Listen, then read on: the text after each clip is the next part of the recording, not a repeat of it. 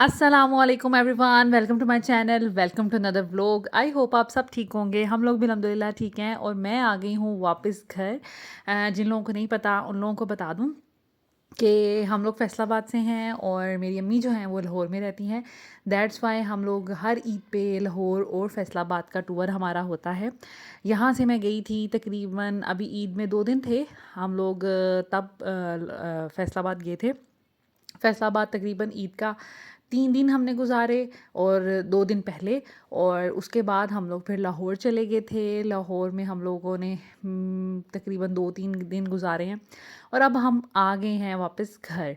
और घर इसलिए आ गए हैं कि मेरे बच्चों के स्कूल में उनका एनुअल एग्ज़ाम की पीटीएम थी, तो दैट्स वाई मुझे वहाँ पर ज़रूर शिरकत करनी ही करनी थी, क्योंकि पूरे साल की मेहनत है और पूरे साल का रिज़ल्ट है। दैट्स वाई मुझे जाना था। इसके अलावा इनको समर पैक भी मिलना था और फ़ी भी इनकी सबमिट करनी थी, तो सारे काम जमा हुए हुए थे। तो सोचा कि आज नहीं तो कल वापस जाना ही है। अम्मी लोगों से मिल लिया, ससुराल वालों से मिल लिया सॉरी। तो ये कि हमारा वो जो टूर था वो हो गया। बाकी ये कि अब बच्चे अपने घर में जाएँ। आपको पता है बच्चों को कहीं जाने की भी एक्साइटमेंट होती है और वहाँ से आने की भी बड़ी जल्दी पड़ी होती है। खैर हम लोग आए हैं, अभी मॉर्निंग में उठे हैं। उठते ही घर में कुछ भी नहीं था खाने पीने के लिए। मैं ग्रोसरी वाइंड अप करके गई थी, तो मैंने सोचा कि सबसे पहले ग्रोसरी की जाए, उसके बाद नाश्ता वगैरह बनाया जाए। तो यहाँ पर मैं सेव मार्ट आई थी। सेव मार्ट के अक्सर आप लोग मुझसे पूछते हैं आप चावल कौन से यूज़ करती हैं, इनके बेस्ट चावल होते हैं। सो मैं इनका ग्रीन पैकिंग में एक आते हैं, एक ब्लू पैकिंग में आते हैं, एक रेड पैकिंग में आते हैं, तो मैं ग्रीन पैकिंग वाले यूज़ करती हूँ। वो ज़रा ब्राउन होते हैं। जो चावल ज़रा ब्राउनिश से होते हैं ना, वो होते हैं पुराने चावल, और वो बहुत अच्छे बनते हैं डबल स्टीम वाले ना। इससे पहले मैं कायनात के, जहाँ से खुले मिलते थे ना, मुझे कायनात के चावल बहुत, आज भी बहुत पसंद है। तो इस्लामाबाद से तो मैं ले लेती थी, कहीं ना कहीं से ढूंढ लेती थी, लेकिन यहाँ पर ये कि पैकिंग में हर सुपरमार्केट की अपनी पैकिंग होती है, तो मेरा ख्याल है कि वो कायनात के राइस होते हैं। सो यहाँ पर मैं ग्रोसरी करी थी। ऑयल, चीनी, आटा, घी सब कुछ ख़त्म था। तो मैंने सोचा कि मैं सुबह सुबह उठी, मैंने पहले लिस्ट बनाई, सारी ग्रोसरी अपनी चेक की, जो चीज़ें नहीं थी फिर मैंने लिस्ट में लिखी, और अब मैं ग्रोसरी करूँगी। उसके बाद हम लोग कुछ गेस्ट भी एक्सपेक्ट कर रहे हैं, तो उनके लिए अलग से मैं फिर आऊँगी। जब गेस्ट ने आना होगा तो फिर ग्रोसरी करूँगी। घर में टमाटर, प्याज, आलू, बेसिक जो खाने पीने की चीज़ें होती हैं, मसाले की चीज़ें होती हैं, वो भी नहीं थी। तो मैं यहाँ पर सेव मार्ट में ही, इनकी सब्ज़ी और गोश्त भी बहुत अच्छा होता है, हम लोगों को बहुत पसंद है सेव मार्ट का। सो मैं यहाँ पर आ गई थी कि चलें मैं सब्ज़ी वगैरह भी कलेक्ट जो है कर लूँ। कारफोर, मेट्रो वगैरह में मुझे सब्ज़ी इतनी ताज़ी नहीं लगती जितनी मुझे सेव मार्ट में लगती है। सो यहाँ से मैंने प्याज ले लिए, आलू ले लिए, जो टमाटर थे वो ख़त्म हुए थे वो ले लिए, हरी मिर्चें। इसके अलावा मैंने सोचा कि गोश्त खा खा के ईद पे थक गए हैं। मैं तो ईद के दूसरे दिन ही गोश्त खा के थक गई थी।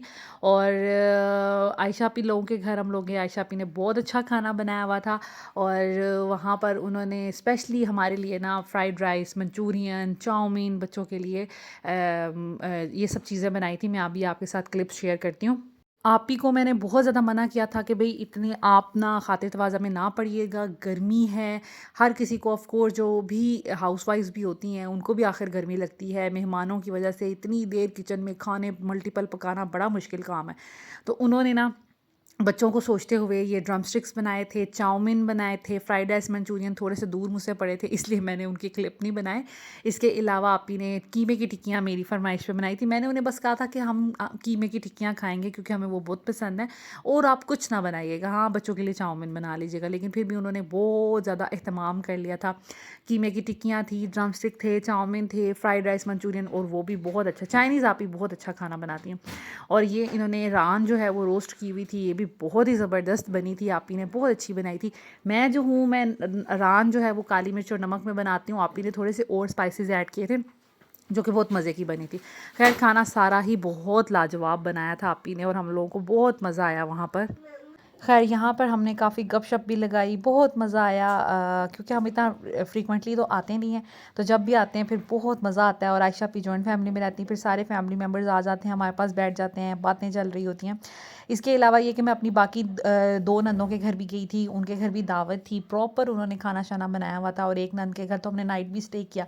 खैर वो क्लिप नहीं मैं बना पाई, क्योंकि मैं टोटली चाहती थी कि मैं इस ईद पे ना बिल्कुल फ्री रहूँ, रिलैक्स रहूँ, और मैं बस फैमिली के साथ अपना जो टाइम है ना वो स्पेंड करूँ। तो हम लोगों ने वैसे ही किया। मैंने सोचा कि चलें थोड़ी बहुत छुट्टी भी कभी होनी चाहिए। ख़ैर, तो फैसलाबाद खूब एंजॉय किया और गर्मी तो बहुत ज़्यादा थी, लाहौर में भी बहुत गर्मी थी। इवन यहाँ पर भी अब वापस आए हैं तो गर्मी बहुत ज़्यादा हो गई है।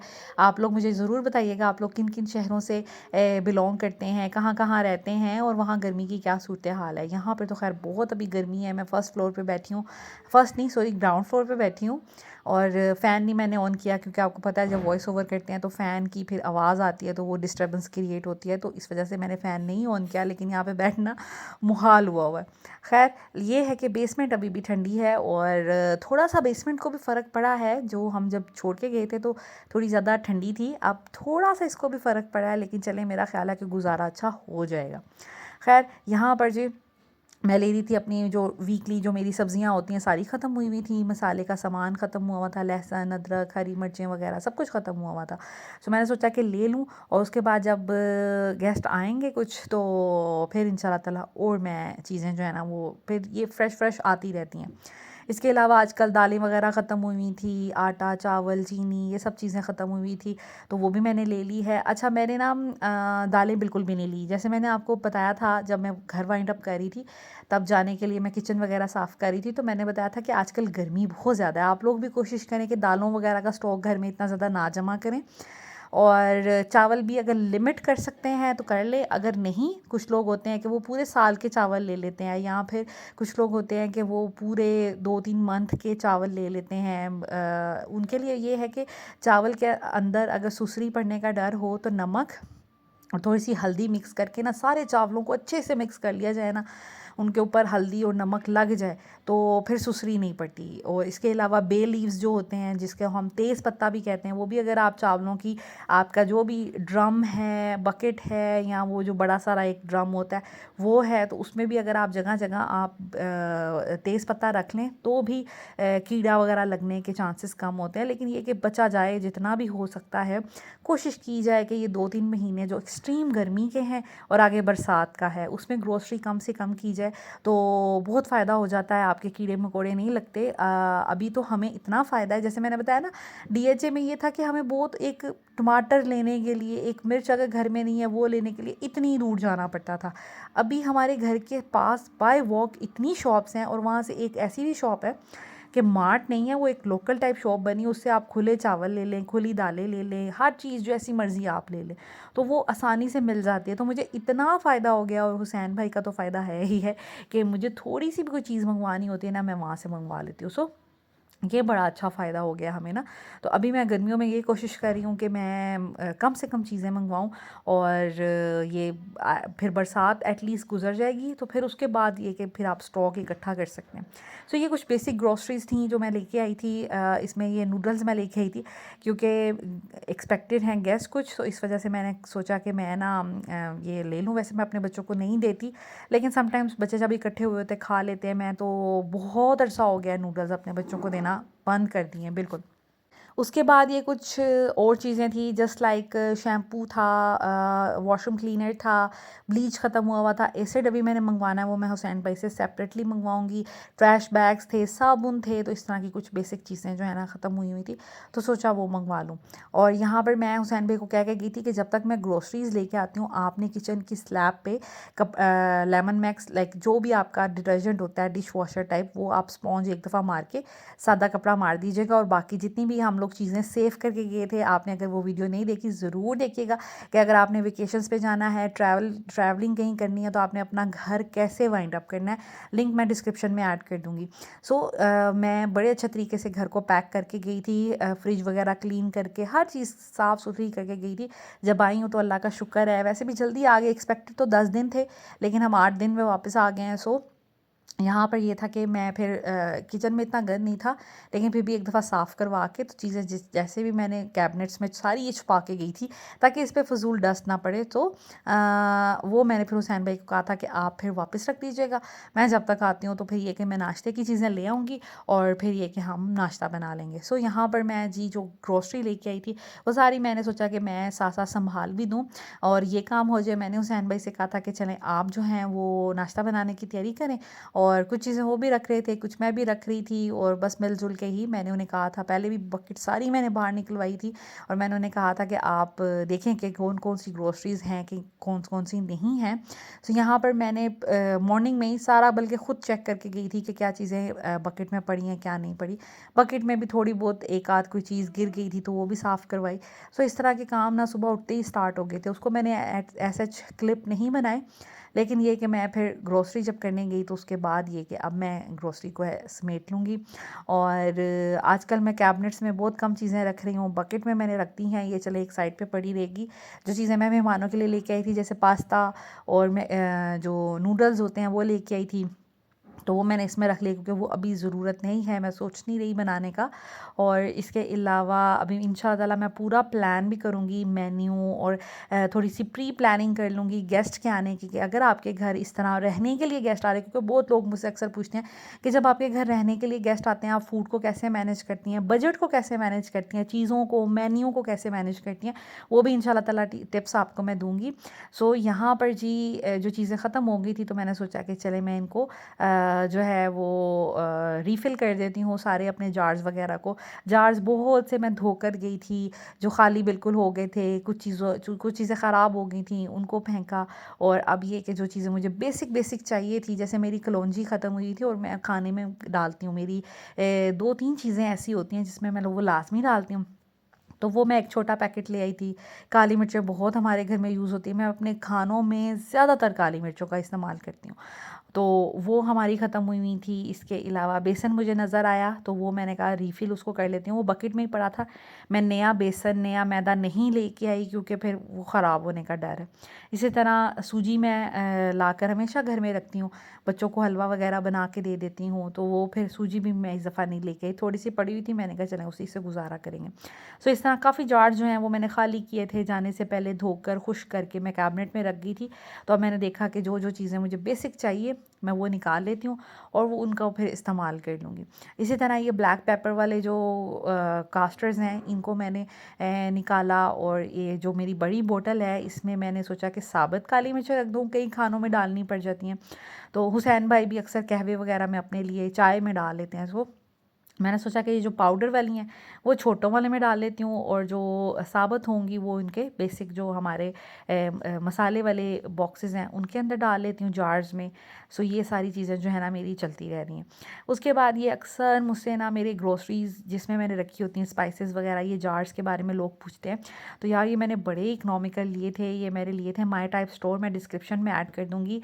इतने सस्ते इनके जार्स हैं, प्लास्टिक है, देखें प्लास्टिक गर्म चीज़ रखने और उसको स्टोर करने के लिए बुरा है और नुकसानदेह है, लेकिन अगर प्लास्टिक में आपने ये सूखे मसाले रखने हैं ना तो इसका कोई ख़तरा नहीं है। देखें एक चीज़ जब फैल जाती है ना तो वो जी सारी दुनिया ही उसको बुरा कहना शुरू कर देती है और नुकसानात उसके बताना शुरू कर देती है। अगर आपने खुश्क और ठंडी और ये इस तरह की चीज़ें रखनी हैं तो प्लास्टिक के मसाला जार्स आपको कुछ नहीं कहेंगे। हाँ, गर्म चीज़ें अवॉइड करनी चाहिए, डायरेक्ट प्लास्टिक, और जो बिल्कुल प्लास्टिक भी मैं कहती हूँ कई किस्म का होता है, जो बिल्कुल डिस्पोजेबल टाइप होता है ना वो तो बहुत ही ख़तरनाक है, उसमें चीज़ों को अवन में गर्म करना या फिर उसमें गरम गरम चीज़ डालना ख़तरनाक हो सकता है।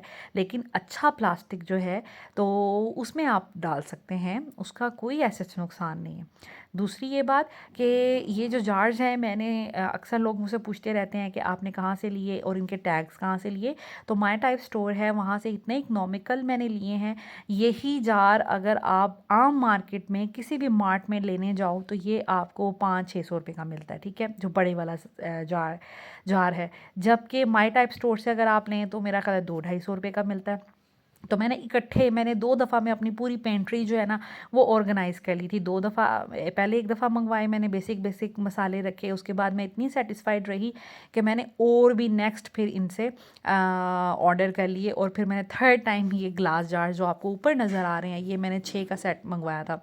सो इस तरह करके मैंने अपनी सारी पेंट्री जो है ना इन्हीं के जार से ऑर्गेनाइज़ की है, और ये बड़े ज़बरदस्त हैं। अगर आपको शीशे के भी चाहिए ना तो मार्केट में जो शीशे के अवेलेबल है वो महंगे हैं, इनके जो शीशे के हैं वो फिर भी सस्ते हैं, तो आप ये भी कर सकते हैं। मैं नहीं रखती भाई, मेरे पास हमेशा कोई ना कोई मेड कोई ना कोई सर्वेंट होता है।